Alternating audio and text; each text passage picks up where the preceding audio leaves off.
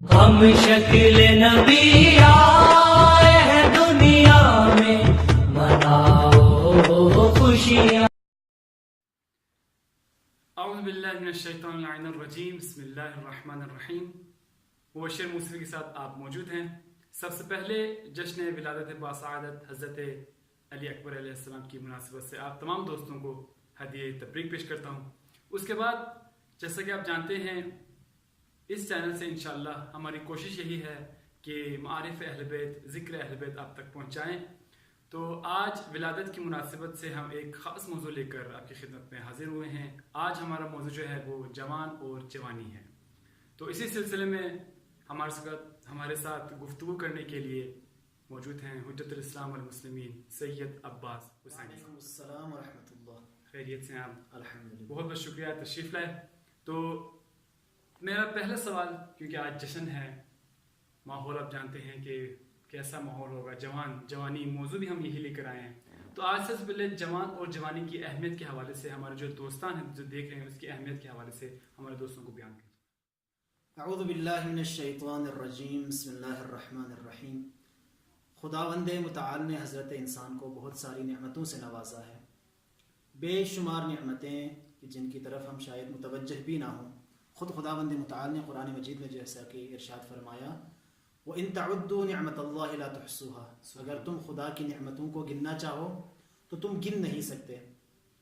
بہت ساری نعمتیں جو ظاہری نعمتیں ہیں، باطنی نعمتیں ہیں، مادی نعمتیں ہیں، معنوی نعمتیں ہیں، وہ نعمتیں جن کی طرف ہم متوجہ ہیں، بہت ساری نعمتیں جن کی طرف ہم اصلاً متوجہ ہی نہیں ہیں۔ انہی نعمتوں میں سے ایک بہت بڑی نعمت جوانی کی نعمت ہے۔ اور اگر آپ نے کسی نعمت کی قدر و منزلت جاننا ہو تو علماء طریقہ بیان کرتے ہیں۔ اب تھوڑی دیر کے لیے فرض کر لیں کہ وہ نعمت اگر نہ ہو تو کیا ہوگا۔ مثلاً اپنی یہ خداوند متعال نے جو ہمیں آنکھ دی ہے کتنی بڑی نعمت ہے۔ تھوڑی دیر کے لیے فرض کر لیں یہ آنکھیں نہ ہو تو کیا ہوگا۔ آنکھ کی قدر و قیمت اس سے پوچھئے جس کے پاس یہ نعمت نہیں ہے۔ پاؤں کی قدر و منزلت اس سے پوچھئے جو اس نعمت سے محروم ہے۔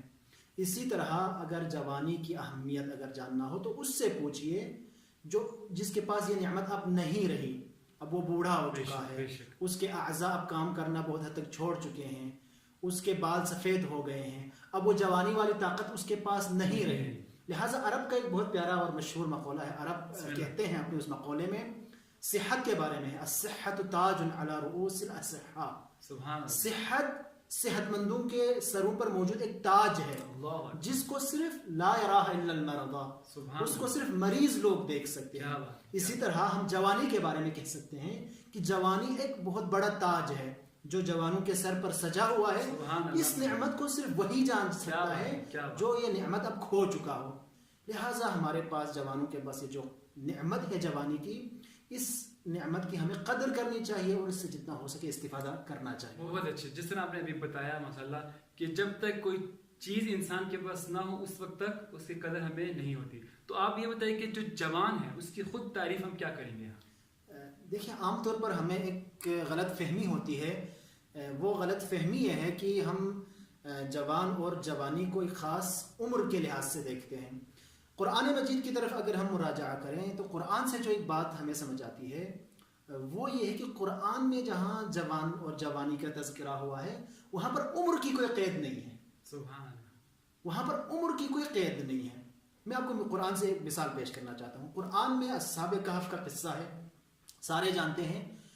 اصحاب کہف میں جو چند لوگ تھے اس زمانے میں جب وہ لوگ اللہ پر ایمان لے آئے تو بہت زیادہ مظالم ہوئے ان کے اوپر، لیکن وہ لوگ ڈٹے رہے، اپنے موقف کے اوپر وہ لوگ ڈٹے رہے۔ بہت سارے ان کے اوپر مظالم ہوئے، انہوں نے بہت ساری سختیاں جھیلی اور اس کے بعد وہ لوگ غار میں چلے گئے، وہ سارا واقعہ۔ تو قرآن نے جب ان کا تذکرہ کیا تو قرآن کیا کہتا ہے؟ قرآن مجید کہتا ہے نحن نقص علیک نبأہم بالحق، ہم آپ کے سامنے اصحاب کہف کا قصہ حق کے ساتھ بیان کرتے ہیں۔ انہم فتیۃ، یہ کچھ جوان تھے، آمنوا بربہم، جو اپنے اللہ پر ایمان لے آئے، وزدناہم ہدی، اور ہم نے ان کی ہدایت میں اضافہ کیا۔ اب اصحاب کہف کے بارے میں سارے جانتے ہیں، اگر آپ تاریخ کا بھی مطالعہ کر لیں تو اس میں صرف جوان نہیں تھے، جو جوانی کی ہم عمر محدود کرتے ہیں یا معین کرتے ہیں، اس میں بوڑھے بھی تھے، اچھی خاصی عمر کے بھی لوگ تھے. اب قرآن نے جب جوان کہا تو اصحاب کہف کو جوان کہا، فتیتن. کیا بات. تو قرآن سے جو ہمیں اسی طرح حضرت ابراہیم کے بارے میں بھی قرآن نے لفظ فتح کا لفظ استعمال کیا ہے. قرآن کی آیت ہے، جب انہوں نے پوچھا من فعل ھذا بآلہتنا یا ابراہیم، تو جواب دیا قالوا معنا فتن، ایک جوان، یقال لهم یذکرهم یقال له ابراہیم، کہ ایک جوان ہے جس کا نام ابراہیم ہے. سبحان. اب حضرت ابراہیم کے حوالے سے بھی عمر کی قید نہیں لگائی. بس یہاں سے جو بات سمجھ آتی ہے قرآن کی نظر میں جوان کا اور جوانی کا لحاظ عمر کے لحاظ سے نہیں ہے، بلکہ اس ہمت کے لحاظ سے ہے، حوصلے کے لحاظ سے ہے، جوان مردی کے لحاظ سے ہے. جس طرح ہم اپنی زبان میں بھی کہتے ہیں کہ حوصلہ اس کا جوان ہے، ہمت اس کی جوان ہے. تو لہٰذا قرآن میں جو ہے جو بات ہمیں سمجھ آتی ہے وہ ہمت، حوصلہ، حق کے راستے میں ڈٹے رہنا، یہ در حقیقت جوانی کی نشانی ہے. سبحان اللہ. ماشاء اللہ، آپ نے بہت خوبصورت انداز سے بیان کیا، جوانی بھی بتا دی، جوان بھی بتا دی. ابھی کیونکہ آج ہمارا موضوع بھی یہی ہے اور امام جناب علی اکبر علیہ السلام کی ولادت ہے، تو آپ ہمارے جو دوست ہمیں دیکھ رہے ہیں ان کو کوئی میسج بتائیں کہ جو سیرت جناب علی اکبر علیہ السلام. جناب حضرت علی اکبر جوانوں کے لیے ایک بہترین رول ماڈل ہے، بہترین نمونہ ہے. انسان کی زندگی میں نمونے کا اور رول ماڈل کی ایک بہت بڑی اہمیت ہوتی ہے. اس حوالے سے بہت زیادہ بیان کرنے کی ضرورت نہیں ہے. تو جوانوں کے لیے ایک بہترین رول ماڈل جناب حضرت علی اکبر علیہ السلام کی ذات ہے. تو آپ کے حوالے سے متعدد باتیں ہیں، مختصراً ہماری اس ویڈیو میں میں صرف 2 باتوں کی طرف اشارہ کرنا چاہوں گا. پہلی بات، جب کربلا کے راستے میں تھے تو راستے میں جناب علی اکبر نے اپنے والد محترم حضرت امام حسین علیہ السلام سے، اپنے بابا سے سوال فرمایا کہ بابا کیا ہم حق پر نہیں ہیں؟ جب مولا نے کلمہ استرجاع بلند کیا تو ہم نے کہا بابا کیا ہم حق پر نہیں ہیں؟ امام حسین علیہ السلام نے جواب دیا بیٹا کیوں نہیں، ہم حق پر ہیں. تو اس وقت جو علی اکبر نے جو جواب دیا تھا اذن لا نبالی، جب ہم حق پر ہیں بس کوئی پرواہ نہیں. اوقعنا علی الموت ام وقع الموت علینا، اب ہمیں کوئی پرواہ نہیں، جب ہم حق پر ہیں تو چاہے ہم جا کر موت پر پڑے یا موت آ کر ہمارے اوپر پڑے. تو یہ حضرت علی اکبر علیہ السلام کی وہ معرفت اور خدا کے ساتھ وہ عشق، خدا کے ساتھ وہ لگاؤ، اور خود مولا امام حسین علیہ السلام کے ساتھ، حق کے ساتھ، حقیقت کے ساتھ جو ان کی محبت ہے اور جو معرفت ہے وہ بیان ہو رہی ہے یہاں پر. اور اسی طرح سے وہ جب آپ میدان جنگ کی طرف جا رہے تھے تو مولا امام حسین نے تعارف کروایا اپنے اس بیٹے کا.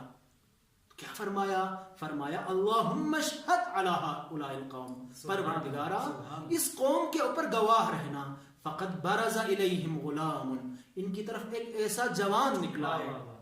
مولا قصیدہ پڑھ رہا ہے، وہ اپنے قصیدہ پڑھ رہے ہیں اپنے بیٹے کا. فقد برز الیہم غلام اشبہ الناس، جو شبیہ ترین ہے خلقا وخلقا ومنطقا برسول، خلق کے لحاظ سے، خلق کے لحاظ سے اور منطق کے لحاظ سے آپ کے رسول کے شبیہ ترین ہیں. سبحان اللہ. جو نقطہ میں یہاں بیان کرنا چاہتا ہوں انتہائی اختصار کے ساتھ، دیکھیں ایک ظاہری شباہت ہے جس کو خلق کے لفظ سے بیان کیا.